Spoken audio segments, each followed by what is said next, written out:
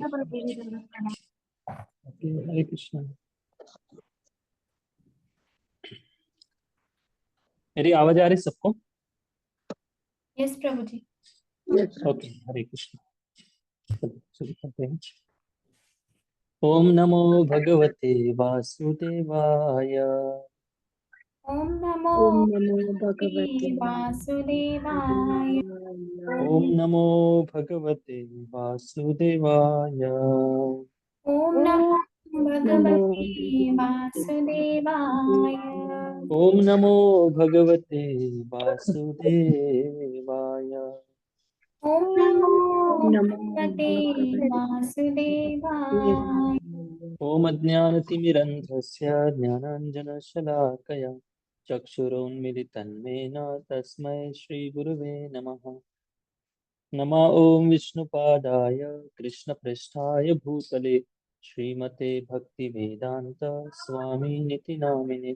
नमस्ते सारस्वती देवे गौरवाणी प्रचारिणे निर्विशेष शून्यवादी पाश्चात्य देश तारिणे वाञ्छाकल्पतरुभ्यश्च कृपा सिन्धुभ्येव च पतितानां पावनेभ्यो वैष्णवेभ्यो नमो नमः। जय श्री कृष्ण चैतन्य प्रभु नित्यानंद श्री अद्वैत गदाधर श्रीवासादि गौर भक्तवृंद। हरे कृष्णा कृष्णा कृष्णा हरे हरे, हरे राम राम राम हरे हरे। ओके, हरे कृष्णा। सभी भक्तों का स्वागत है आज के ऑनलाइन श्रीमद् भागवतम क्लास में। तो हम श्रीमद् भागवतम के प्रथम स्कंद के अध्याय दूसरा दिव्यता तथा दिव्य सेवा और श्लोक संख्या है 16 से हम प्रारंभ करेंगे आज। कल हमने देखा कि कैसे वर्णाश्रम का उद्देश्य है संसिद्धिर हरितोषणम। हरि मतलब भगवान श्री कृष्ण को संतुष्ट करना, ये वर्णाश्रम का उद्देश्य होना चाहिए। और कैसे अगर कोई व्यक्ति भक्ति करता है भगवान की, तस्माद एके न मनसा, कैसे भक्ति करनी चाहिए?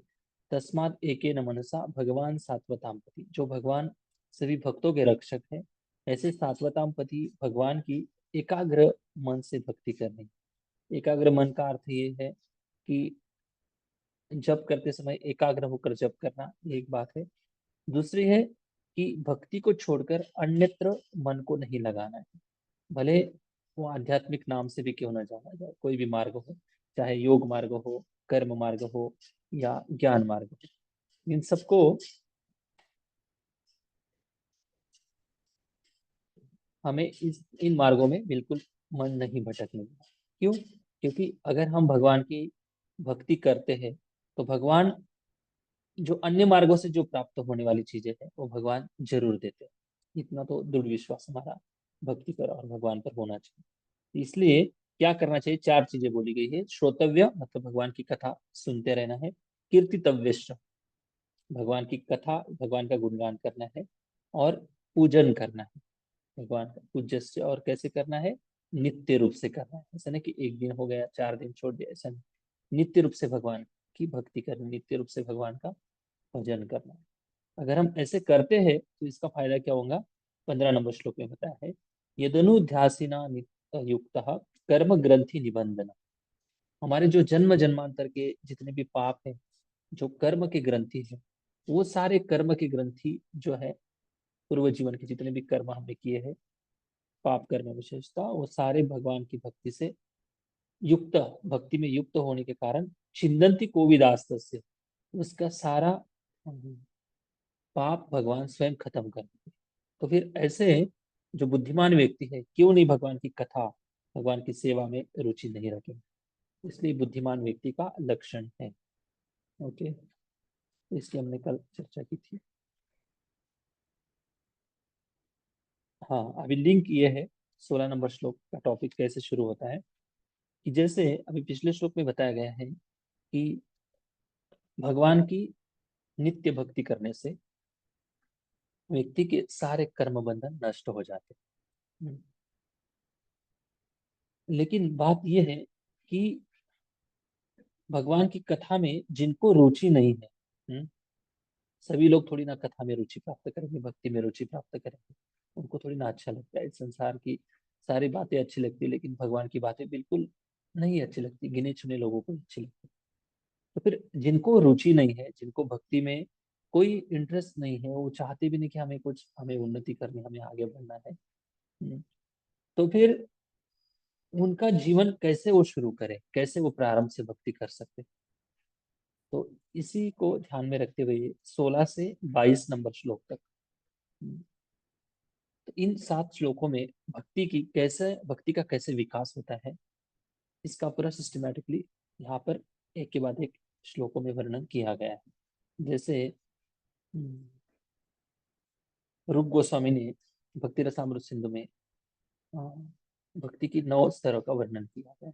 अदो श्रद्धा तथा साधुसंग, भजन क्रिया, अनर्थ निवृत्ति, निष्ठा, रुचि, आसक्ति, भाव और प्रेम। तो ये जो 9 स्टेजेस हैं, इसमें कैसे व्यक्ति गुजरता है, कैसे धीरे धीरे आगे बढ़ता है, इसका पूरा विस्तारित और सिस्टमैटिकली उन्होंने वर्णन करके रखा है। तो अक्सर इस संसार में सारे लोग जो है भक्ति को एक अलग अलग दृष्टि से समझते हैं। कुछ लोग समझते हैं भक्ति मतलब बस भाव से पूजा करनी चाहिए, भाव से भगवान के भक्ति में रम जाना चाहिए। हाँ, और कुछ लोग समझते हैं कि भक्ति मतलब बहुत अच्छे तरह से नियमों का कड़ाई से पालन करना चाहिए, तब जाकर वो भक्ति होती है। कुछ लोग भक्ति को मानते हैं कि बहुत कट्टरवादी रहने से ही भक्ति होती है, या कुछ अलग अलग विचारधाराएं भक्ति के बारे में लोगों की। लेकिन शायद ही किसी को पता है कि भक्ति मतलब इस तरह से एक बहुत ही अच्छी तरह से एक स्टेप बाय स्टेप डिजाइन किया हुआ जो मार्ग है भक्ति का, वो शायद ही रूप गोस्वामी के द्वारा और अन्य किसी आचार्य ने नहीं लिखा है। तो भक्ति का जो मार्ग है बहुत ही सिस्टमैटिक उन्होंने बताया है कि कैसे आत्मा का कल्याण होता है धीरे धीरे, और इसको एक विद्यार्थी के समान अभ्यास करना चाहिए साधक में। अगर अभ्यास करता है वो अच्छे से, तो उसको हर स्तर पर अलग अलग साक्षात्कारों की अनुभूति होती है। तो आज से हम यही इसी की चर्चा करेंगे कि क्या क्या उस भक्त के अंदर कैसे बदलाव आता है। तो 2 तरीके से यहाँ पर हम डिस्कशन करेंगे। एक है रूप गोस्वामी के द्वारा दिए हुए जो 9 स्तर है भक्ति के, जिसके मैंने चर्चा की, और दूसरे हैं विश्वनाथ चक्रवर्ती ठाकुर ने 14 स्तर बताए हैं भक्ति के कैसे विकास होता है। कुछ उन्होंने ऐड किए हैं, तो उनका मत क्या है और रूप गोस्वामी का मत क्या है, इसके ऊपर हम अच्छे से चर्चा करते हुए आगे बढ़ेंगे। तो पहला जो श्लोक है इसकी हम चर्चा करेंगे, 16 नंबर श्लोक इस सेक्शन का। ओके, सबको स्क्रीन दिखाई दे रही है? हाँ, 16 नंबर श्लोक। शुश्रूषो श्रद्धा शुश्रूषु श्रद्धानस्य वासुदेव कथा रुचि, वासुदेव कथा रुचि, चान्महत् सेवया विप्रः, सेवया विप्र, पुण्यतीर्थ निषेवणात्। पुण्यतीर्थ निसेवना। हाँ, देखिए, शुश्रूषो श्रद्धानस्य, वासुदेव कथा रुचि। शुश्रूषो का अर्थ यह है कि श्रवण करना, एक अर्थ है। दूसरा है बहुत बड़ी रुचि से श्रवण करना, हाँ, और श्रवण में बहुत व्यस्त रहना। हाँ, श्रवण में उनको कई हजार तरह की बातें भी क्यों ना आ जाए, फिर भी वो नित्य रूप से अपना श्रवण कीर्तन ब्रेक नहीं करता, हमेशा श्रवण में व्यस्त रहता है। ठीक है, इसको कहते हैं शुश्रूषो। और कैसे करता है? श्रद्धा पूर्वक। शुद्ध ध्यान से मतलब बहुत श्रद्धा से श्रवण करता है भगवान की क्या कथा। और वासुदेव कथा रुचि, भगवान वासुदेव की कथा में, विशेषतः भगवान के नाम रूप गुण लीला में बहुत रुचि से और लगाव से वो सुनते रहता है। आगे जाकर क्या होता है? स्यान महत सेवया विप्रहा। और इतना ही नहीं, श्यान महत सेवा है, मतलब ऐसा है कि केवल सुनने से काम नहीं चलेगा, बल्कि महत सेवया, महत सेवा मतलब जो महान भक्त है भगवान के, शुद्ध भक्तों की सेवा करने से, हे विप्रह, हे द्विजगणों, पुण्य तीर्थ मतलब समस्त पापों से शुद्ध हुआ हुआ वो जो व्यक्ति है, निवेशनाथ भगवान की सेवा में व्यस्त हो जाता है। देखिए ट्रांसलेशन इस प्रकार से, हे द्विजो, जो भक्त समस्त पापों से पूर्ण रूप से मुक्त है, उनकी सेवा करने से महान सेवा हो जाती है। ऐसी सेवा से वासुदेव की कथा सुनने के प्रति लगाव उत्पन्न होता है। ओके, तो ये इसका ट्रांसलेशन है। तो बताइए ये जो श्लोक है कौन किसको बता रहा है, कोई बता सकता है? हे विप्रह, किनको विप्र कहा जा रहा है और कौन विप्र बोल रहा है, ये किसको संबोधित करते हुए विप्र बोला जा रहा है? शौनकादि ऋषीला गोस्वामी, हाँ जी, हाँ, लेकिन कौन बोल रहा है ये श्लोक? सुखदेव गोस्वामी। नहीं नहीं, सुखदेव गोस्वामी नहीं। सुखदेव सुखदेव गोस्वामी। ये मिस्टेक नहीं करनी है, हमने इसके ऊपर बहुत टाइम दिया है कि सुना ही नहीं ऐसे। डिस्कशन किनके बीच में चल रहा है, ये फ्लो हमेशा याद रहना चाहिए, तभी भागवतम की तो थोड़ी बहुत लिंक हो जाएगी। अभी शौनक आदि ऋषि और सुखदेव गोस्वामी का कोई कनेक्शन नहीं है। सुखदेव गोस्वामी कुछ अलग जगह पर उनका डिस्कशन है, सूत और गोस्वामी बोला था, सुखदेव गोस्वामी। हाँ सूत गोस्वामी, सूत गोस्वामी, सूत सूत गोस्वामी गोस्वामी ही करेक्ट, बोला था प्रभु। सॉरी मैंने सुना नहीं। हाँ, तो सूत गोस्वामी जो है और शौनक आदि ऋषि, इन दोनों के बीच में ये डिस्कशन हो रहा है। तो सूत गोस्वामी शौनक आदि ऋषि को हे विप्र बोलकर संबोधित कर रहे हैं। विप्र मतलब हे ब्राह्मण गणों, सुनिए, शुश्रूषो श्रद्धान से, जो व्यक्ति श्रद्धा से, ध्यान से और बड़ी आतुरता से भगवान की कथा सुनता है। वासुदेव कथा रुचि, कथा में रुचि कब प्राप्त होगी? स्यान महत सेवया विप्र, पुण्य तीर्थ निषेवना। जो महत सेवा है, महत सेवा मतलब जो भगवान के महान भक्त है, जो भगवान के शुद्ध भक्त है, उनकी सेवा करने से क्या होगा? भगवान की कथा में रुचि प्राप्त होगी। अभी मुझे भी इसका कनेक्शन थोड़ा सा चिंतन करने से मिल गया। मैं आपको क्वेश्चन पूछता हूँ कि कोई बता सकता है कि भगवान की कथा में रुचि और महान भक्तों की सेवा करने से कथा में रुचि मिलेगी, क्या कनेक्शन है, कोई बता सकते हैं? जिब्रा जी का प्रभु बताइए, हमारे वरिष्ठ भक्त हैं।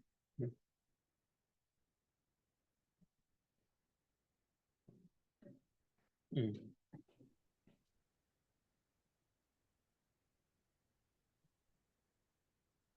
आवाज नहीं आ रही।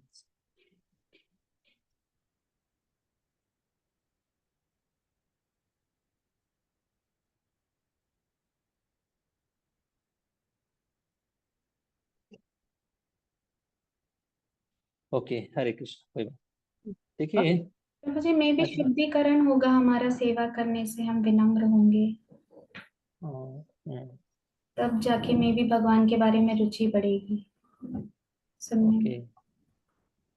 जी, ओके, हाँ कुछ हद तक बताए मतलब अच्छे से। भगवान के देखिए, शुद्ध भक्तों के हृदय में भगवान का वास होता है प्रभु जी, मुझे लगता है जहाँ तक। तो जब हम शुद्ध भक्तों की सेवा करते हैं तो भगवान ज्यादा खुश होते हैं, तो वो हमको कृपा मिलती है। तो जो भी राइट राइट राइट, है। सही बताया आपने, पता नहीं। सही बताया। देखिए कैसे जी। होता है, अगर हम शुद्ध भक्तों की सेवा करते हैं, किसी भक्त की सेवा करते हैं, तो भक्त की सेवा करते करते करते करते हम भक्तों की सेवा करने के बाद उनके हृदय में जो सुख पहुंचता है उनको, उनको जो अच्छा लगता है, उसके बाद उनके हृदय से जो वाइब्रेशन निकलते हैं ब्लेसिंग्स के रूप में, हम मांगते हैं ना, आशीर्वाद दीजिए, करो करो, तो वो जो आशीर्वाद है ना, वो आशीर्वाद क्या है? वो आशीर्वाद ये है कि उनके हृदय में जो रुचि है, वो रुचि हमें मिल जाती। हम्म, ये उसके पीछे का इस प्रकार से वो काम होता है। देखिए, कितने भी अलग अलग फील्ड के जो लोग हैं, वो अपने सीनियर्स से ब्लेसिंग्स मांगते हैं, आशीर्वाद मांगते हैं, कृपा मांगते हैं, तो उनको वही कृपा मिलती है जिनके हृदय में वो, जैसे कि योगी लोग होते हैं। योगी लोग अपने शिष्यों को आशीर्वाद देते हैं, तो योगी बनने का ही आशीर्वाद देते हैं। वो थोड़ी ना महान भक्त बनने का आशीर्वाद देंगे, शुद्ध भक्त बनने का आशीर्वाद देंगे। तो वैसे ही है भगवान के जो शुद्ध भक्त होते हैं उनके हृदय में भगवान के प्रति बहुत प्रेम है, उनके लगाव है, और कृष्ण सुख वासना ये उनकी इच्छा है। मतलब कृष्ण के सुख के लिए उनकी इच्छा है सारी। और जब वो प्रसन्न होकर हमारे लिए आशीर्वाद देते हैं तो उनके हृदय में जो भगवत प्रेम है, वो प्रेम के ही तरंग, वो प्रेम के ही वाइब्रेशन हमारे पास आते हैं, और तब जाकर हमें भी धीरे धीरे भक्ति में रुचि प्राप्त होती है। अभी आज के क्लास में जितने भी भक्त जुड़े हैं उनमें से एक डिवोटी है, मैं नाम नहीं लूंगा, उनको अच्छे नहीं लगेंगे शायद।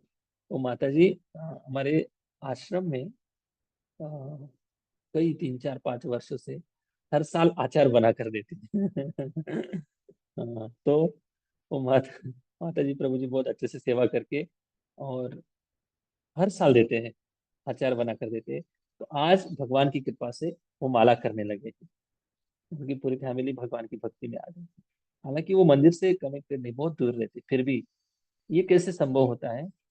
भगवान के भक्तों की सेवा करने से धीरे धीरे भक्तों, ऐसा नहीं कि कोई जानता हो नहीं जानता हो, बस उस भक्त को अगर सुख मिल रहा है उस सेवा से, उनको अच्छा लगा, उनको खुशी मिली, वो जो खुशी के जो वाइब्रेशन है, वो जो भावना निकलती है उनके हृदय से, वो आशीर्वाद के रूप में काम करती है, और 100% उनके जीवन में परिवर्तन आता ही आता है। और क्या परिवर्तन आता है? जो आशीर्वाद देने वाला व्यक्ति है ना, वो जिस स्तर पर रुचि का अनुभव कर रहा है उस मार्ग पर वो चलने लगते थे, ये उसका फायदा होता है। तो ये कृपा इस प्रकार से मिलती है।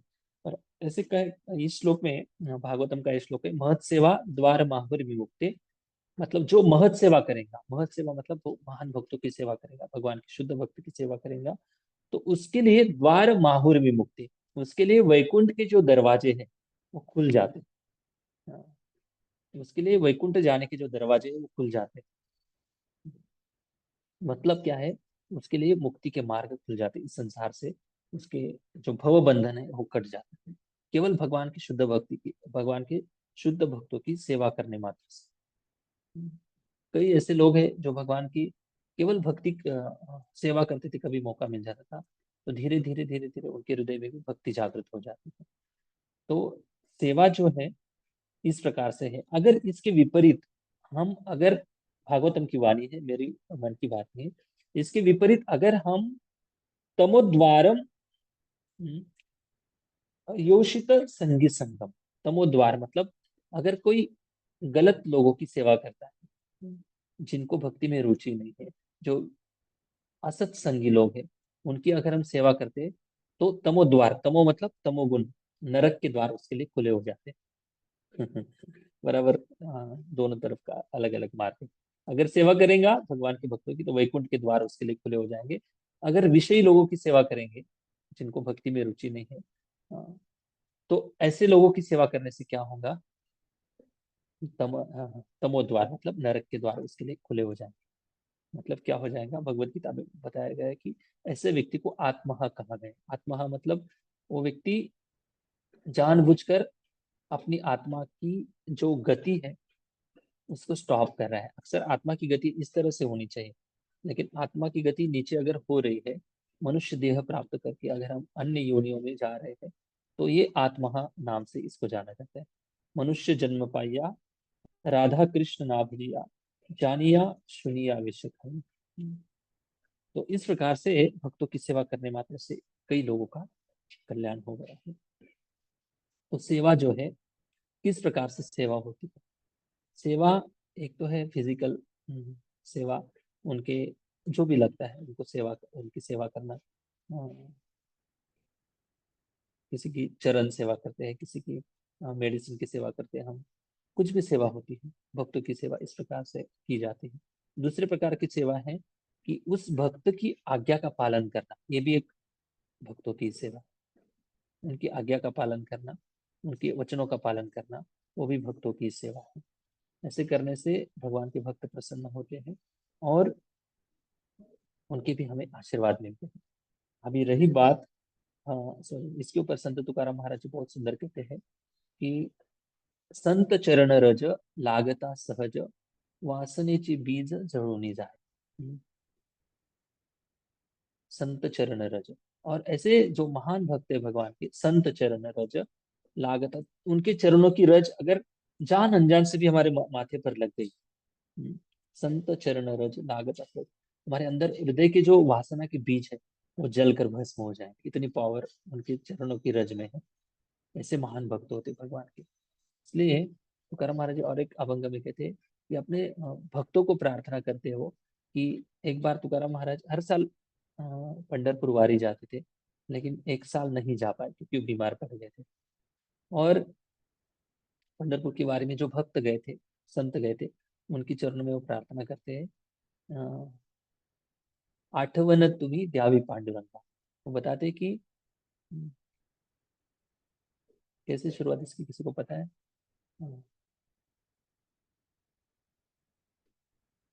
बहुत सुंदर अभंग है। तुकाराम महाराज बताते हैं कि आप भगवान के महान भक्त हो, इसलिए मैं आपके चरणों में प्रार्थना करता हूँ कि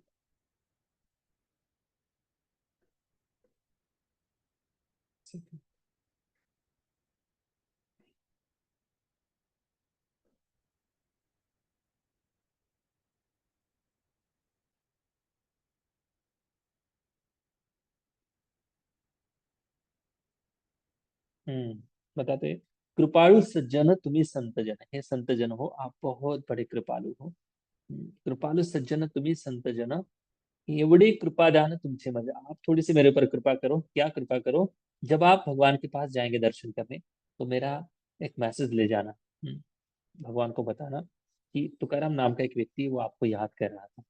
भगवान को बस मेरे सामने, भगवान के सामने मेरी बस याद निकाल देना, और मैं बहुत ईगर होने से होकर आपकी प्रार्थना कर रहा हूँ, आप बहुत कृपालु हो।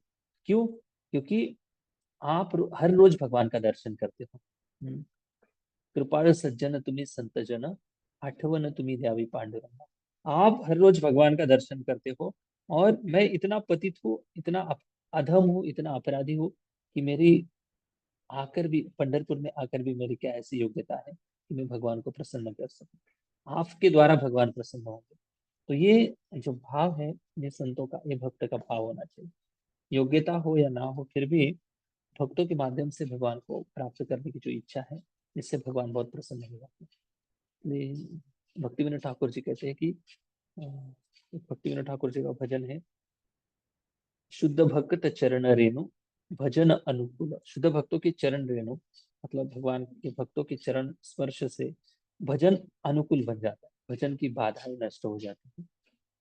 भजन की बाधाएं क्या है? भजन की बाधा यह है कि हमारा दुष्ट मन हमें भजन में नहीं लगने देता, ये सबसे बड़ी बाधा है। और इस मन को अनुकूल करने की क्षमता शुद्ध भक्तों में होती है। उनकी कृपा से, उनके आशीर्वाद से हमारे जो भक्ति की जो अनुकूलता है वो शुरू हो जाती है। अभी एक बात यहाँ पर देखेंगे कि अभी ऐसे जो भक्त है कहाँ मिलेंगे? हाँ, ऐसे जो महान शुद्ध भक्त है वो कहाँ मिलेंगे, और उनके क्या लक्षण है? कौन से भक्तों की सेवा करने से हमें कृपा मिलेंगे? ऐसे थोड़ी ना है कि कोई ऐसे मेरे जैसे कलरफुल वस्त्र पहन लिया और तिलक लगा लिया, कोई ऐसे महान भक्त बन जाता, ऐसा नहीं होता। बाहरी वेश से कोई महान भक्त नहीं बनता। महान भक्त के कुछ लक्षण होते हैं, और उस लक्षण के बारे में हम थोड़ा उपदेशामृत से एक श्लोक देखेंगे, जो प्रभुपाद जी ने लिखा है। 5वां श्लोक है उपदेशामृत का। श्लोक इस प्रकार से है, कृष्णेति यस्य गिरितम मनसांद्रियेत, दीक्षास्ति चेत प्रणीति भीष्ट भजन्तमीशम, शुश्रूषया भजन विज्ञ मनन्य अन्य, निंदादिशून्य हृदयप्सित संग लब्ध्वा। ये शुद्ध भक्त के लक्षण है। कैसे पहचानेंगे हम शुद्ध भक्त के लक्षण से? कुछ लक्षण से हम भगवान की शुद्ध भक्तों को पहचान सकते हैं। तो इसका ट्रांसलेशन ये है कि जो कृष्ण के पवित्र नाम का जप करता है, उसको क्या करना है? मन से आदर करना है। जो भगवान के नाम का जप करने वाला जो भी व्यक्ति है, उसको मन से आदर करना है। और जिस भक्त ने दीक्षास्ति चेत प्रणीति भीष्ट भजन्ते मीशम, जिसने भगवान की दीक्षा ले ली, गुरु से दीक्षा ली है और भगवान की वो सेवा में लगा हुआ है, अर्चा विग्रह की सेवा कर रहा है, उसमें संलग्न है, तो उनका क्या करना है? उनका भी बहुत आदर करना है और उनको देखते ही दंडवत प्रणाम करना है। क्यों? क्योंकि वो बहुत सारे इस संसार में आत्मा है, लेकिन उनमें से कोई बिरला ही व्यक्ति गुरु की आज्ञा का पालन करते हुए गुरु और भगवान को शरणागत होता है। तो ऐसे भक्तों को क्या करना है? विनम्र रूप से प्रणाम करना है और उनका भी आदर करना है। रही बात तीसरे शुद्ध भक्त की कैसे पहचाने, जो शुद्ध भक्त अनन्य भक्ति में सेवा में लगा है। अनन्य भक्ति में सेवा मतलब, अनन्य के अर्थ ये है कि उनके जीवन में राधा कृष्ण की भक्ति के अलावा वो किसी की भक्ति नहीं करते। ना वो उनके जीवन में कभी ऐसी सिचुएशन आती है कि उनको किसी न किसी कारण से किसी न किसी देवी देवता के सामने अनुष्ठान करना पड़े, यज्ञ करना पड़े। नहीं, वो कभी उनका, उनके सारे जीवन का भजन पूजन कर्म धर्म सब कुछ कृष्ण को ही अर्पण है। सेई मोर भजन पूजन, इसलिए उनका जीवन में भजन जो है अनुकूल बन जाता है। वो कृष्ण को ही सब कुछ मानते हैं, कृष्ण का ही भजन करते हैं और किसी की शरणागति नहीं लेते हैं। शुश्रूषया भजन विज्ञम अनन्य मन, और वो लोग कैसे? इन लोगों की सेवा करो जो भजन विज्ञ है। भजन विज्ञ का अर्थ यह है कि उनको भजन का बहुत सालों का एक्सपीरियंस है। बहुत सालों का एक्सपीरियंस। अभी कैसे पहचानेंगे बहुत सालों का एक्सपीरियंस है, कितने सालों का एक्सपीरियंस है? तो हमसे मतलब हमसे उम्र में बहुत बड़े हैं, इसलिए वो भजन विज्ञ है। ऐसा है कि हमसे उम्र में बहुत कम भी हो सकते हैं या भजन विज्ञ भी हो सकते हैं। कैसे पहचानेंगे हम वो भजन विज्ञ है? विज्ञ मतलब अनुभव है उनको भक्ति का, भजन का अनुभव। भजन का अनुभव की बात यह है कि मतलब जो व्यक्ति ज्यादा रास्ता काट चुका है, लंबा रास्ता काट चुका है, तो उसको पता होता है कौन सा टर्न कहाँ से लेना है और कहाँ पर स्पीड ब्रेकर है, कितने स्पीड से गाड़ी चलानी है, घाट आ गया है तो कैसे गाड़ी स्लो लेनी है, कौन से गियर पर चलानी है। जो व्यक्ति उस रास्ते से एक बार दो बार चला गया है तो उस रास्ते का उसको अच्छे से पता हो जाता है। तो इसको कहते हैं भजन के अनुभव। साथ साथ उसको रियलाइजेशन भी हो जाता है, इसको कहते हैं अनुभव।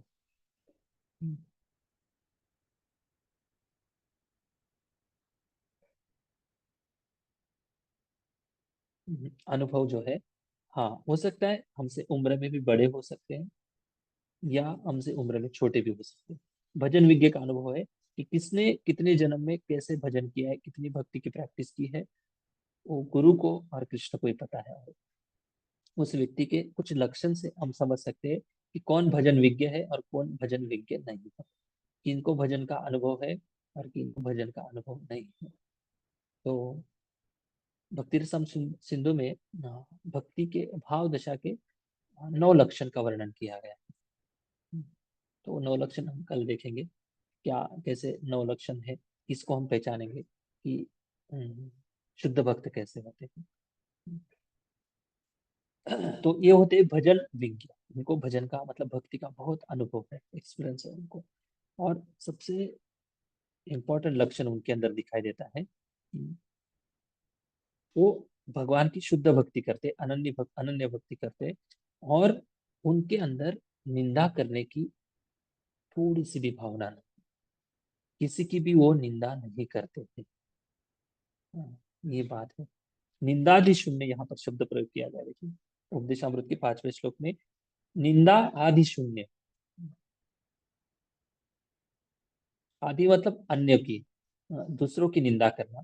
निंदा आदि शून्य हृदय मिप्सित संगल्पवा, और हृदय में भगवान के अभिष्ट जो उनके चिंतन है, इष्ट देव जो है उनका हमेशा चिंतन होते करते रहते हैं। और ऐसे लोगों की संगति प्राप्त करके उनकी सेवा करनी चाहिए। ये कौन कह रहे हैं? रूप गोस्वामी कह रहे हैं कि ऐसे लोगों की हमें सेवा करनी चाहिए।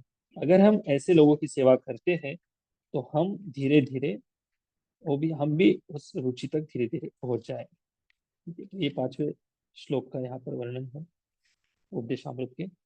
निंदादि शून्य, वो किसी की निंदा नहीं करते, इसलिए उन्हीं की हृदय में भगवान निवास करते हैं। वो जो किसी को तिरस्कार नहीं करते, किसी को इग्नोर नहीं करते, किसी की निंदा नहीं करते, ऐसे लोग जो है भगवान को बहुत प्रिय हो जाते हैं। और ऐसे लोगों की सेवा करने से जीवात्मा का कल्याण होता है। तो ऐसे जो शुद्ध भक्त है वो बहुत कम दिखाई देते हैं संसार में। क्यों संसार में कम दिखाई देते हैं? क्योंकि जैसे अ, बीज भूनते हैं ना, कोई अगर सीड होती है, सीड जो किसान लोग बोते हैं इसमें खेती में, वो अगर भून के बोएंगे तो वो उगेंगे ही नहीं है ना। तो जिनके बीज पूरी तरह से रोस्ट हो चुके, खत्म हो चुके, जिनके राख हो चुके, उनके लिए जन्म लेने की बात ही नहीं। जन्म उनको लिया देना पड़ता है जिनके हृदय में बीज बचे हैं, जन्म लेने के बीज बचे। तो उनके हृदय में बीज एक ही है, कृष्ण संतुष्टि के लिए भक्ति करना, सेवा करना। तो ऐसे लोग भगवान के धाम में चले जाते हैं। और जो भी लोग आते हैं कुछ दिनों के लिए आते हैं, अपनी मनुष्य सदृश लीला करते हैं, और फिर इस लीला करके फिर से वो दुनिया को कुछ सिखा कर जाते, कुछ मार्ग दिखा कर जाते, और फिर वो चले जाते हैं। तो ऐसे महान भक्तों की सेवा करने से कल्याण होता है। तो ये बात हो गई महान भक्त की।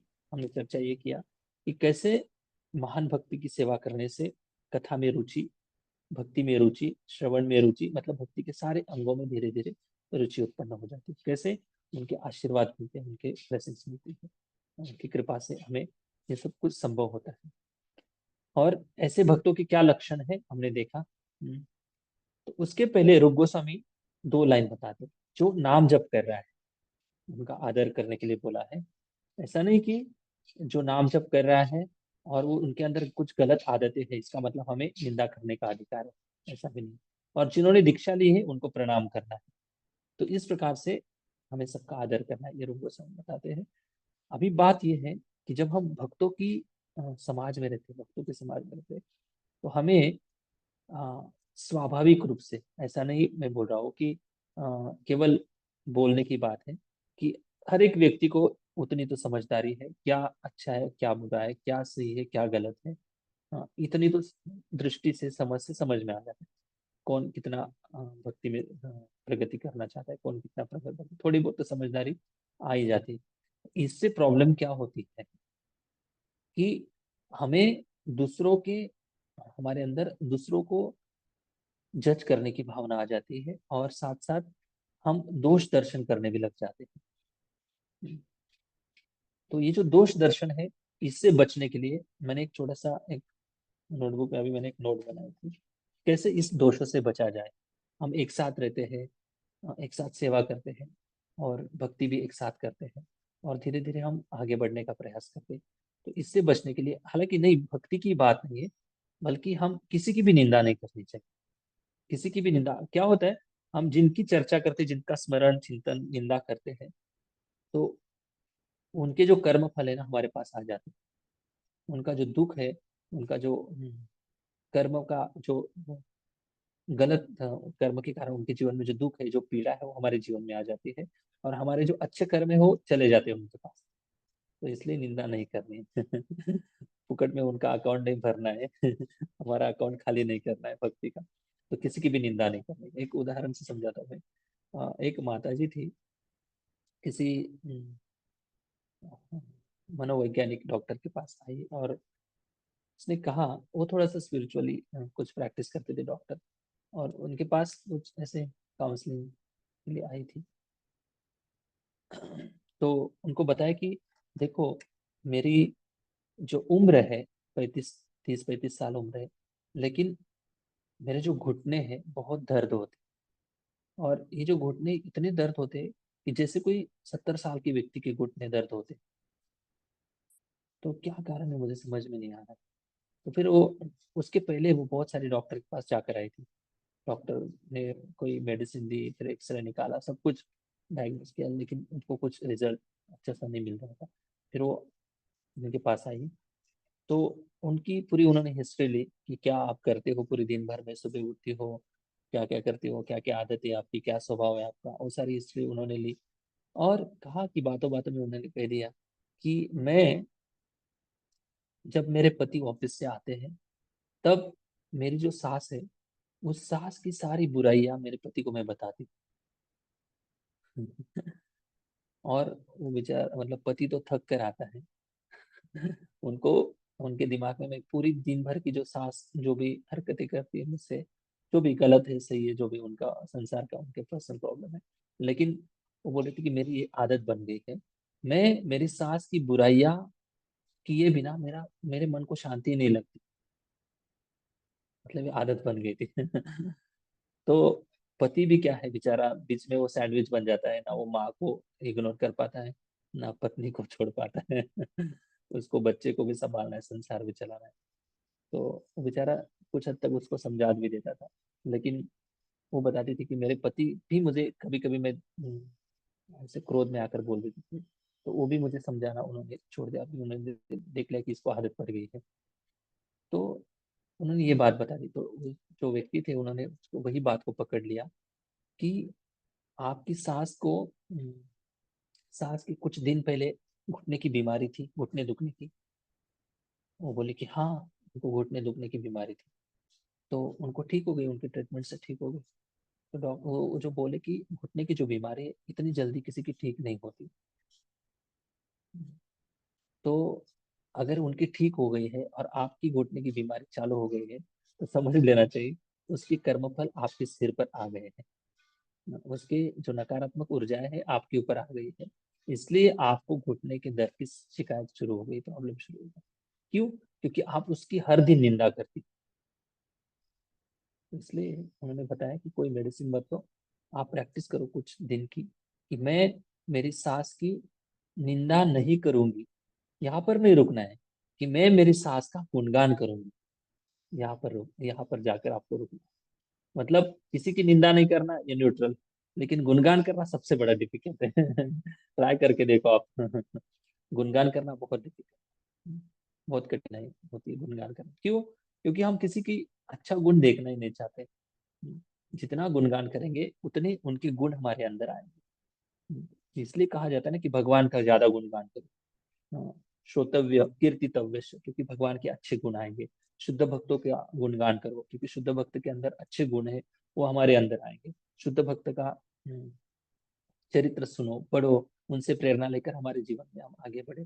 तो ऐसा क्यों कहा गया है? क्योंकि उनका एक ऑरा इतना स्ट्रांग है स्पिरिचुअल प्रैक्टिस का, कि उनके स्मरण मात्र से हमारी हम एनर्जी से बूस्ट हो जाते हैं। तो ये जो बातें इसलिए कही गई है कि हमें भी उस स्तर पर उस स्तर पर धीरे धीरे आगे बढ़ने के लिए प्रयास करना चाहिए, इसलिए किसी की निंदा नहीं करनी। तो ये बात बहुत जरूरी है, भक्तों के संगति में हो, घर परिवार में हो।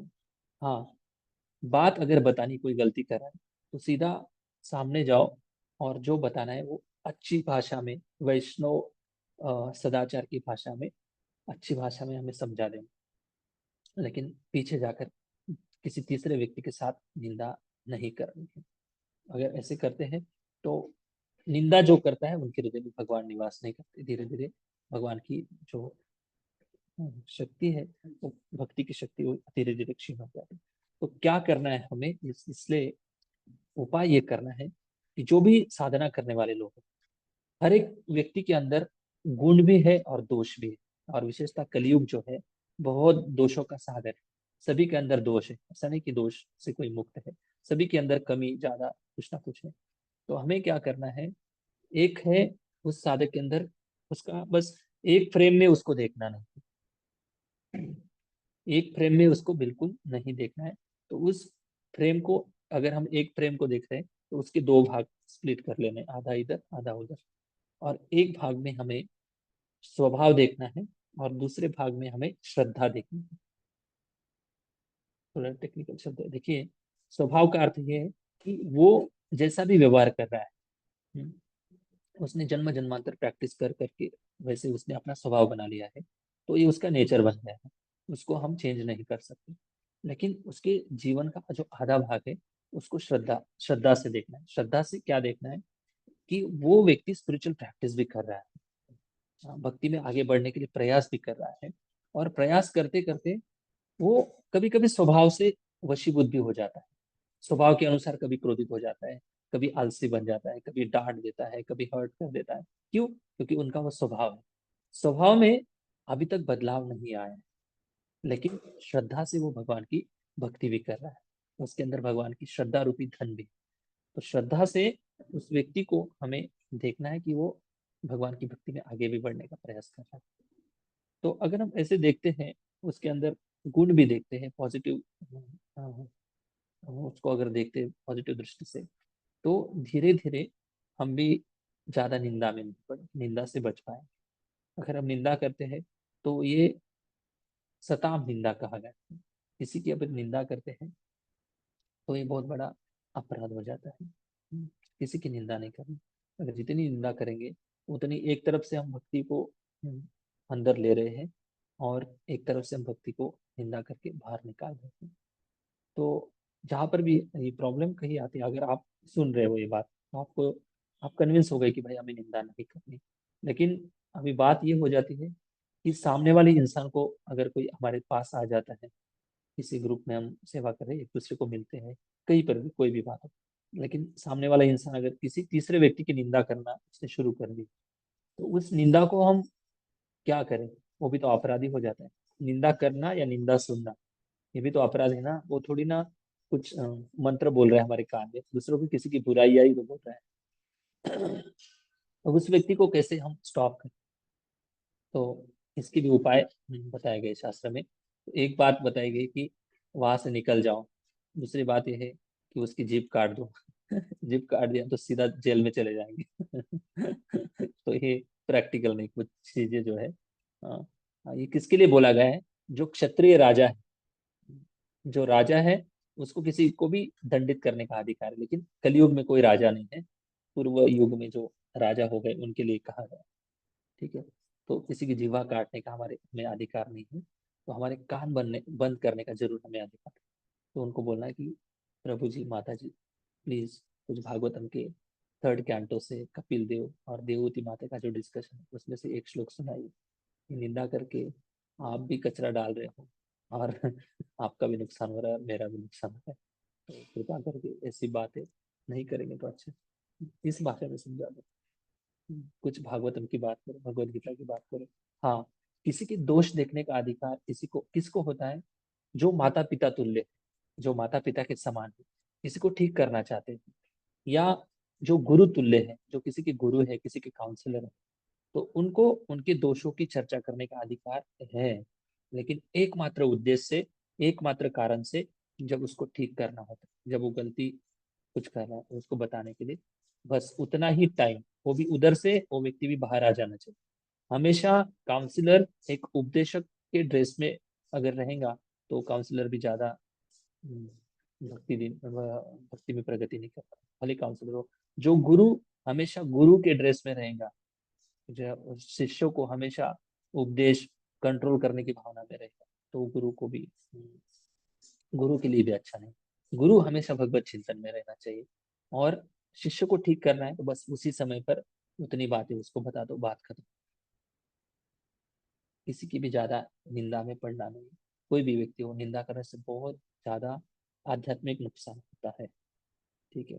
तो ऐसे जो भक्त है, जो निंदा आदि शून्य है, भजन विज्ञ है, भजन का बहुत एक्सपीरियंस है, अनुभव है उनको, कैसे भक्ति के मार्ग में हम आगे बढ़ते हैं, और आगे बढ़ते हुए कई अलग अलग प्रकार के हमें कठिनाइयाँ आती है, उन कठिनाइयों को कैसे पार करना है। हम किन से सुनेंगे? जिन्होंने भजन करके वो पहुंचे हैं, उन्होंने प्रीवियस दिनों में जो भी उन्होंने प्रैक्टिस की है, उस प्रैक्टिस के एक्सपीरियंस है उनके पास। इसलिए ऐसे लोगों से ज्यादा कथा सुनना बहुत अच्छा है, जिन्होंने अनुभव से भक्ति में वो आगे बढ़े हैं। ठीक है। इसलिए भजन विज्ञ और निंदा आदि शून्य, ये दो बातें से हम पहचान सकते हैं कि कौन भगवान के महान भक्त है, महत सेवा है। ऐसे लोगों की सेवा करने से सताम कृपा, भगवान के संतों की कृपा हमारे ऊपर हो जाती है। तो इस श्लोक में रूप गोस्वामी 3 क्रिया बताते हैं। जो पहली है 9 स्टेज में से साधु श्रद्धा, पहली है श्रद्धा, दूसरा है साधु संग, तीसरा है भजन क्रिया। 3 क्रिया इसमें हो जाती है इस श्लोक में। श्रद्धा से वो व्यक्ति साधु संघ में आता है, और साधु संघ में क्या करता है? श्रवण कीर्तन करता है, मतलब भजन क्रिया कर रहा है। ये 3 चीजें इस श्लोक में उसका, उस साधक का परिवर्तन होता है।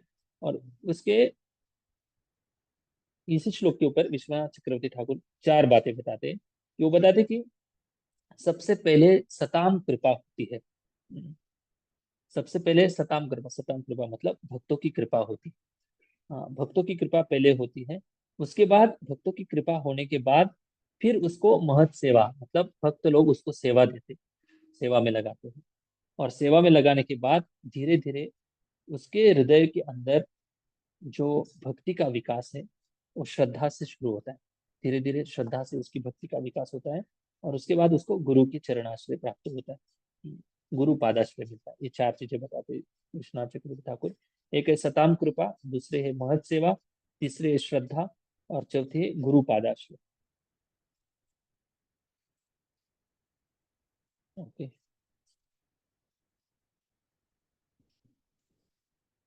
पुण्य तीर्थ निश्चय वर्णा, ये बात यहाँ पर बताई गई है। पुण्य तीर्थ कहाँ पे बताया? समस्त पापों से व्यक्ति मुक्त हो जाता है। हरे कृष्णा। जिब्रा जी का तात्पर्य पढ़िए प्रभु जी, कहाँ है?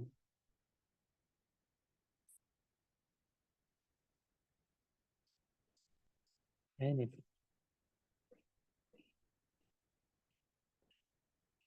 सिद्धी माता जी पढ़ेंगे आप तात्पर्य? स्क्रीन पे प्रभू देखिए। स्क्रीनवरती आहे तेच मला, कारण माझ्याकडे हाँ हाँ, स्क्रीनवर हिंदीमध्ये वाचा, नाही. हा, स्क्रीनवर वाचा, स्क्रीनवर। ओके. हरे कृष्ण प्रभु, दंडवत प्रणाम. जीव के बद्ध जीवन का कारण भगवान के विरुद्ध विद्रोह है.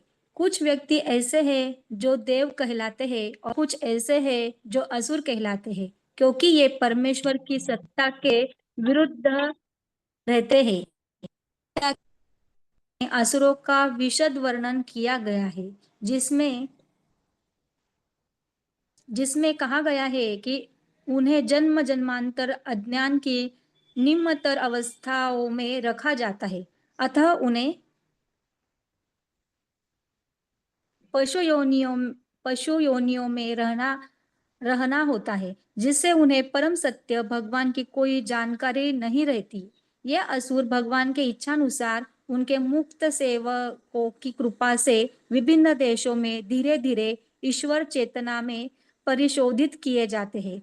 ईश्वर के ऐसे भक्त भगवान के अंतरंग पार्षद होते हैं और जब वे समाज को ईश्वर विहीन होने के खतरे से बचाने के लिए आते हैं, तो वे ईश्वर के शक्तिशाली अवतार, उनके पुत्र, उनके दास या उनके पार्षद कहलाते हैं.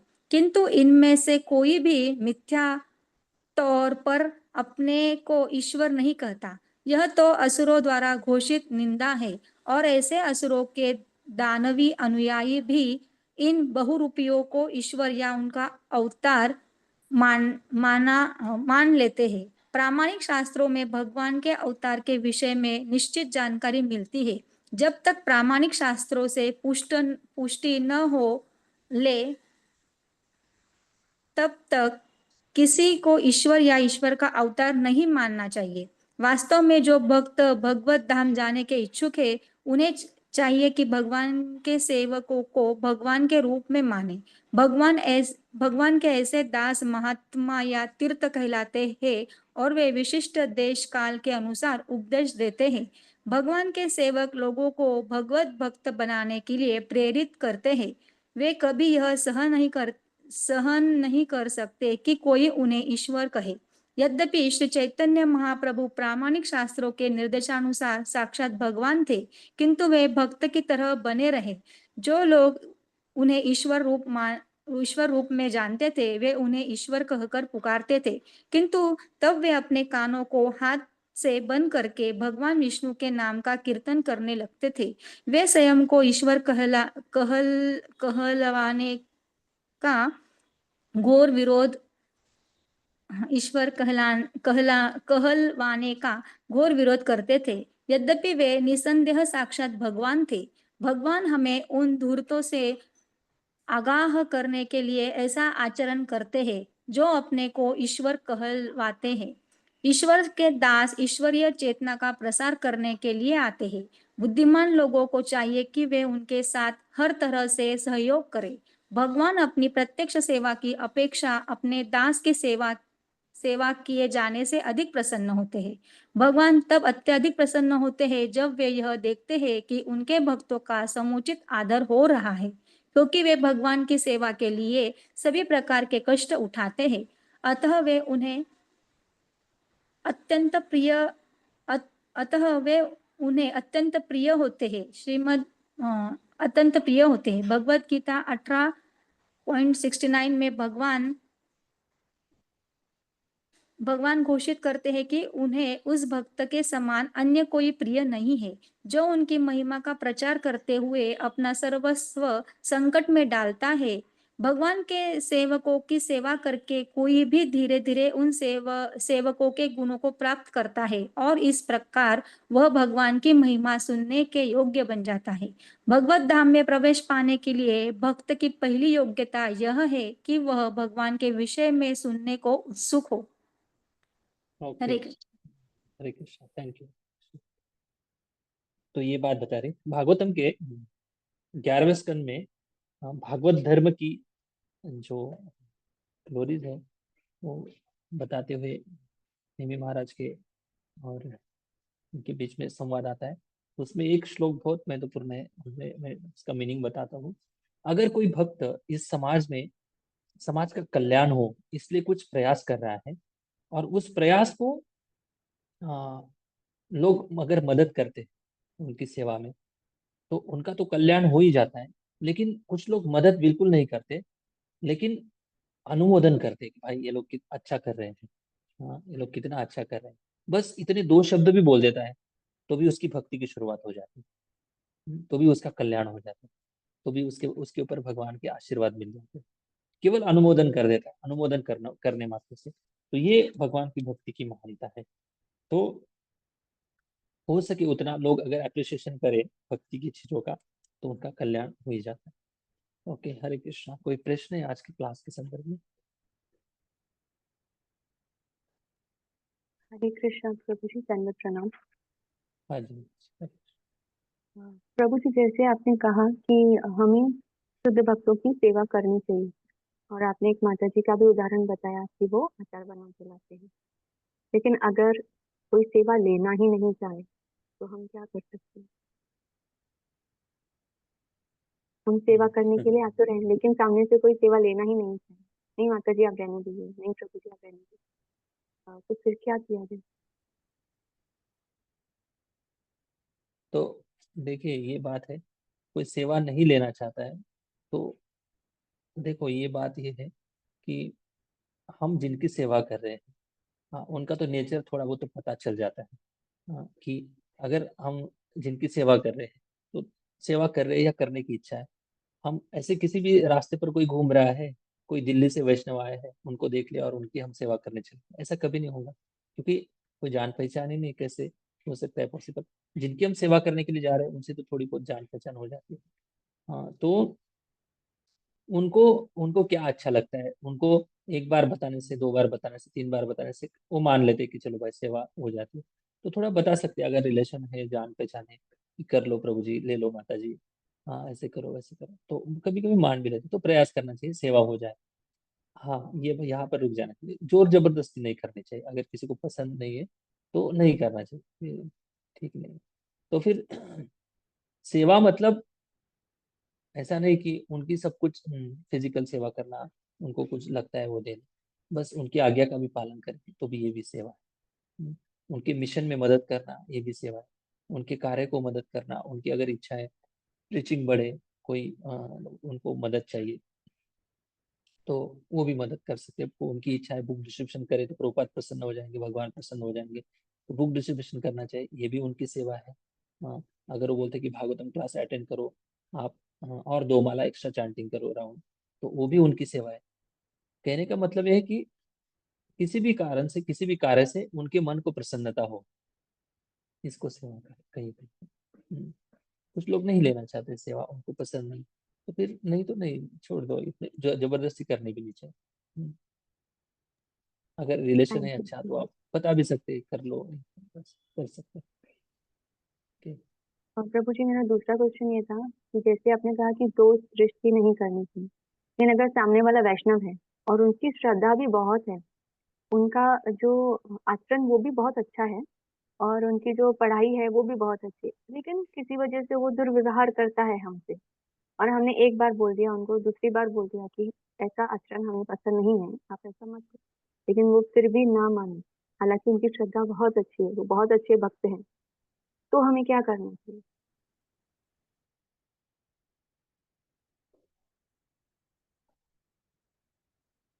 हरे कृष्णा। दुर्व्यवहार शब्दों में इसके मीनिंग अलग अलग हो सकते हैं, इसलिए वो विषय देखिए, हो सके उतना दूर रहो। अगर आपको लगता है कि इन संपर्क में आने से किसी भी माता जी को देखिए, संपर्क में आने से और वैष्णव अपराध हो सकता है, वैष्णव निंदा हो सकती है, वो हो सके उतना दूर रहो। उनकी भक्ति, उनके पास हम किसी की निंदा नहीं करना चाहते, हमें अपराध नहीं करना है, क्योंकि अपराध से बहुत बड़े नुकसान होते हैं। अपराध का जो फल है वो कटता नहीं है, तो इसलिए हमें अपराध से बचना है, हमें अपने आप की भक्ति बचानी है। हो सके उतना दूर रहो। हरे कृष्णा, दूर से आदर सम्मान करो। और दुर्व्यवहार के मीनिंग बहुत अलग अलग होते हैं, मैं इसके ऑनलाइन क्लास रिकॉर्डिंग हो रहा है, मैं ज्यादा नहीं बताऊंगा, तो दूर रहो बस, बाकी छोड़ दो। हरे कृष्णा। थैंक यू प्रभु। हरे कृष्णा। हरे कृष्णा प्रभु जी। प्रभु जी, हाँ जो उत्तम भक्त क्या शुद्ध भक्त की श्रेणी में नहीं आते हैं क्या? हाँ, उत्तम अधिकारी शुद्ध भक्त की श्रेणी में आते तो हैं। ठीक है। तो प्रभु जी, अभी जैसे मटीरियल लाइफ में हमारे जो रिलेशंस होते हैं, जिनकी हम सेवा करते हैं, कभी कभी ऐसे होता है कि हम तो अपनी तरफ से बहुत सेवा कर रहे हैं, बहुत अच्छा बिहेवियर है, बहुत अपनी तरफ से सब पॉजिटिव पूरा दे रहे हैं, लेकिन सामने वाला उसको नहीं वैसे स्वीकार कर रहा है और उसका बिहेवियर बहुत बुरा है, फिर भी बहुत बुरा है, कितना भी अच्छा करो फिर भी। तो ऐसे में कब तक हमको उसकी सेवा करनी है? कब तक उसके उस बिहेवियर को सहन करना? देखिए, सामने वाला व्यक्ति, अगर हम उनकी तो सेवा करें, लेकिन वो उनके व्यवहार से वो सुधरना नहीं चाहते, वैसे के वैसे ही रहता है, तो एक अगर कर्तव्य है, एक बात बता रहा हूँ, फैमिली मेंबर है और हम, हमारे ऊपर उनकी सेवा की जिम्मेदारी, तो सेवा करनी चाहिए उनको। हम अगर फैमिली मेंबर है तो हम घर से बाहर नहीं निकाल सकते, ऐसे ऐसे कुछ हरकतें हम नहीं कर सकते, उसकी उतनी सेवा करनी चाहिए हम हमारी ओर से। और ज्यादा वो व्यक्ति हमारी स्वभाव का फायदा उठा रहा है, तो हमारे स्वभाव को थोड़ा चेंज कर लेना चाहिए। हम इतनी भी गाय के जैसे नहीं बनना चाहिए। गाय कभी कभी मारती भी है, याद रखना। अगर गाय को अगर आप तकलीफ देंगे ज्यादा, तो गाय मरने भी लगती है। हाँ, गाय स्वाभाविक रूप से गरीब होती है, लेकिन गाय कभी कभी मार भी देती है। तो गाय को अगर ज्यादा तकलीफ देते हैं, तो गाय उल्टा होके मार भी देती है। तो हमें मारना नहीं है किसी को, लेकिन हमारे स्वभाव को थोड़ा सा चेंज कर लेना है, बस उनके लिए जो हमारे स्वभाव का बार बार फायदा उठा रहा है। तो हम बात करते समय थोड़ा सा हमारी बात की ट्यूनिंग बदल लेना है। हाँ, थोड़ी रुष्ट बात करनी है। ज्यादा भी अगर हमारी फायदा उठा रहे हैं, हमारी भक्ति में उनके कारण लॉस हो रहा है, नुकसान हो रहा है, तो इसमें कोई अपराध नहीं, उसमें कोई ये नहीं। सबसे इम्पोर्टेंट है हमारी भक्ति की रक्षा होनी चाहिए। ऐसे गलत लोगों के कारण अगर हमारी भक्ति में नुकसान हो रहा है, तो हमें थोड़ा सा व्यवहार में चेंज कर लेना चाहिए, ताकि उनको भी समझे कि ये हमारे स्वभाव, सहनशीलता की यहाँ तक बाउंड्री है, ये सीमा है। यहाँ से मैं अगर गया तो वो व्यक्ति मुझे छोड़ेगा नहीं, वो सामने वाले को इतना तो समझ में आ जाना चाहिए। समझ रहे हैं ना आप? हाँ, मतलब मैं जो व्यक्ति हूँ, मुझसे व्यवहार करते समय सामने वाले को समझना चाहिए कि राघव को मैं अगर इस प्रकार से इस ट्यूनिंग में बोलूंगा तो वो सहन कर लेगा, इससे आगे अगर बोलूंगा तो वो सहन नहीं कर पाएगा। उतनी तो हमारी आइडेंटिटी रख देनी चाहिए फैमिली में, समाज में। क्यों? ये बात, हर एक को सेल्फ रिस्पेक्ट से जीने का अधिकार है। इतना भी कोई बार बार अपमान करे हमारे ऊपर, मानसिक रूप से या जो भी है, हमारी वैल्यू ना करे बार बार, तो हम वहां पर रुक जाना चाहिए। तो ऐसे करने से क्या होगा, वो सामने वाले की भी रक्षा होगी। ऐसा नहीं कि हम अपने आप की रक्षा करेंगे, वो सामने वाले की भी रक्षा होगी, उसको भी बुद्धि ठिकाने पर आएंगे, जब तक बोलेंगे नहीं तब तक। क्योंकि वो भी अपराध करेगा, वो भी ये करेगा ना, उसको भी रिएक्शन मिलेंगी, तो उसकी भी रक्षा करनी है, और हमें अपने आप की भक्ति की भी रक्षा करनी है। तो इसमें बड़ी साफ साफ ये दृष्टिकोण होना चाहिए कि हमें जानबूझकर किसी को तकलीफ नहीं देनी है, जानबूझकर किसी को अपराध नहीं करना है। हाँ, लेकिन मेरी भक्ति की रक्षा के लिए, मेरी अपने आप की, आपकी खुद की रक्षा के लिए उतना तो सबको अधिकार मिला है अपने आप की रक्षा करने का। तो रक्षा के लिए हम थोड़ा सा स्ट्रिक्ट भी रह सकते हैं और रहना भी चाहिए। ठीक है। थैंक यू प्रभु। हरे कृष्ण प्रभु जी। हाँ जी। प्रभु जी, जैसे आपने बोला कि जानबूझकर कोई अपराध नहीं करना चाहिए, मतलब आपने समझो अनजाने में भी आपको लग रहा है कि नहीं अपराध हुआ है, कोई सीनियर है, कोई वरिष्ठ है, बट आपने कंफर्म भी किया बाकी दूसरे सीनियर से कि वो आपकी गलती नहीं है, बट वो जो सीनियर है उनकी नजरों में ऐसे है कि वो गलत किया है ऐसे, तो अब वो अपराध की कैटेगरी में ही आ गया ना प्रभु जी वो? मैं समझा नहीं, मत फिर से सॉरी रिपीट करिए। मतलब कुछ ऐसे सिचुएशन हुआ है प्रभु जी कि जान के भी नहीं किया है वैसे, मतलब अनजाने में ही कुछ हुआ, बट सीनियर को कुछ वो गलत लगा वो चीज, ऐसे कुछ ऐसे सिचुएशन है राइट। उनको गलत लगा वो ऐसे, और फिर हमने वो कंफर्म भी किया बाकी सीनियर से कि वाकई में हमसे गलती हुई, अपराध हुई, तो ये कंफर्मेशन भी मिल रहा है कि नहीं गलती हुई, मे बी अभी पता नहीं कैसे सिचुएशन में उसके लिए, तो ये अपराध में ही आया है क्या प्रभु जी? आप समझ पाए देखो, प्रभु जी? हाँ समझ गया मैं। देखो, अपराध क्या होता है? अपराध मतलब जानबूझकर प्लानिंग करके किसी की गलत वार्ता फैलाना, किसी की निंदा करना। हाँ, वो गलत भी क्यों ना हो, भले गलत भी क्यों ना हो, लेकिन उसके निंदा का, उसकी अपप्रचार करने का हमें कोई अधिकार नहीं। इससे नुकसान क्या होगा? हमारा ही नुकसान नहीं होगा। प्रहलाद महाराज की एक कथा मैं बताता हूँ। देखिए, प्रहलाद महाराज जब मतलब पूरा हिरण्यकशिपु का वध हो गया, उसके बाद भगवान नरसिंह देव इतने क्रोधित थे, इतने क्रोधित थे कि उनके सामने कोई नहीं जा रहा था। और क्रोधित भाव में भगवान नरसिंह देव किनको डांट रहे थे? ब्रह्मा जी को डांट रहे थे कि आपके वरदान के कारण इतना सारा एपिसोड हुआ। पता है, आप सोच समझ कर वरदान देते जाओ। किसको वरदान दिया था? हिरण्यकशिपु को वरदान। ऐसे वरदान नहीं देना चाहिए, कुछ भी वरदान मत देते जाओ। इस प्रकार से ब्रह्मा जी को भगवान नरसिंह देव डांट रहे हैं और प्रहलाद महाराज उधर ही खड़े हैं। देवता तो दूर भाग गए थे नरसिंह भगवान का रूप देखकर। ब्रह्मा जी वहां पर खड़े और प्रहलाद महाराज है। प्रहलाद महाराज सब कुछ सुन रहे हैं, लेकिन प्रहलाद महाराज की मनोदशा क्या देखी। प्रहलाद महाराज ऐसा नहीं कि ये ब्रह्मा जी को क्या समझ में आता है, अभी ब्रह्मा जी को डांट दिया भगवान ने, ब्रह्मा जी ऐसे वैसे, ऐसा नहीं। ब्रह्मा जी के प्रति प्रहलाद महाराज के मन में ये जो इंसिडेंट हुआ था, इसके पहले जो आदर बुद्धि थी, वैसे की वैसे ही आदर बुद्धि प्रहलाद महाराज के मन में थी।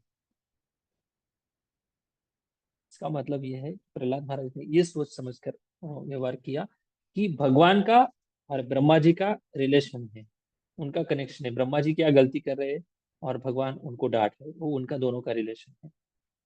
वो उनकी मर्यादा है, लेकिन मैं क्यों उनमें पड़ू? मेरा आदर जो है ब्रह्मा जी के प्रति उतना ही, वैसा की वैसा ही, और वैसा ही रहेंगे, क्योंकि मैं अधिकारी नहीं हूँ उसके लिए। तो हम बड़ी विनम्रता से रहना चाहिए। हमें भले कोई गलत भी दिखे, कुछ भी दिखे, हमें वो अधिकार नहीं बात करने का, उनसे उनकी निंदा करने का। हाँ, अगर बहुत क्लोज रिलेशन है तो हम मित्र के नाते बता सकते हैं, जो भी है समझा सकते हैं। लेकिन किसी को बताना, किसी को ये करना और चार लोगों के बीच में चर्चा करना, ये अपराध हो जाता है। लेकिन ऐसे सिचुएशन में आप मतलब गुजर चुके हैं कि ऐसे लगता है कि आपको हमने कुछ अपराध तो नहीं किया। लेकिन इसमें अपराध, अगर आपका मकसद, उद्देश्य साफ है और आप बहुत जल्दी स्टॉप हो गए हैं, तो ये अपराध नहीं है। और क्षमा भी मांग ली तो कोई अपराध हो भी गया हो तो वैष्णव लोग दयालु होते, क्षमा कर देते। ठीक है। Okay Prabhu ji, thank you. Hare Krishna. Prabhu ji, मैंने ये भी ऐसे, मेरा भी एक ऐसे क्वेश्चन था ऐसा मिलता जुलता। तो मुझे एक माता जी ने सजेस्ट किया था कि भले चाहे आपकी गलती नहीं है, लेकिन अगर आपके मन में ये, आपको ये लग रहा है कि मेरे से कहीं वैष्णव अपराध तो नहीं हुआ, या वो माता जी उनको गलत फहमी है, वो नाराज है, तो हमको जाके उनसे माफी मांग लेनी चाहिए, ताकि हमारा जो भी है क्लियर हो जाए। नहीं गलती है तो भी माफी मांग लेनी चाहिए और हमको क्लियर कर देना चाहिए वो बात को, ताकि आगे के लिए हमारे रिलेशन वो ठीक रहे। राइट राइट, सही बात है। प्रभु जी, जब हाँ। क्लियर करने के बाद भी वो वैसा ही, मतलब कंटिन्यू हो रहा है तो उसके आगे क्या करे प्रभु जी? क्षमा याचना भी नाम का आश्रय ले लो, नाम का आश्रय ले लो बस। भगवान के सामने जाओ, भगवान को माफी मांगो, भगवान को बता दो कि मैंने, आपने जो भी बताए थे मैं माफी मांगने के सारे स्टेप मैंने स्टेप बाय स्टेप सब कर लिया है, लेकिन प्रभु आप ही सबके हृदय में परमात्मा के रूप में हो, आप ही उनको बुद्धि प्रदान करें और मेरी भी रक्षा करें, उनकी भी रक्षा करें। और भगवान के सामने प्रार्थना करने के बाद फिर नामों का आश्रय लेना चाहिए। नाम आश्रय मात्र से सारे अपराध नष्ट हो जाते हैं। ठीक है, ओके, थैंक ये एक बात यू और माता जी। हरे कृष्ण। ओके, यहाँ पर रुकेंगे हम। ग्रंथराज श्रीमद् भागवतम की जय, श्रील जय प्रभुपाद की जय। जय। राघवेंद्र प्रभु की जय।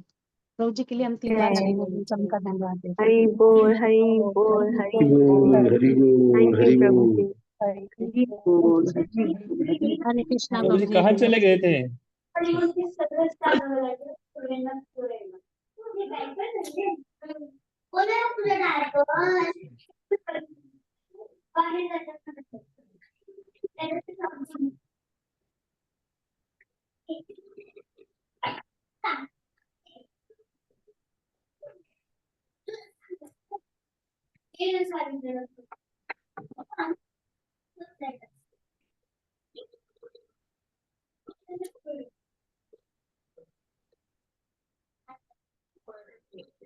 हम्म।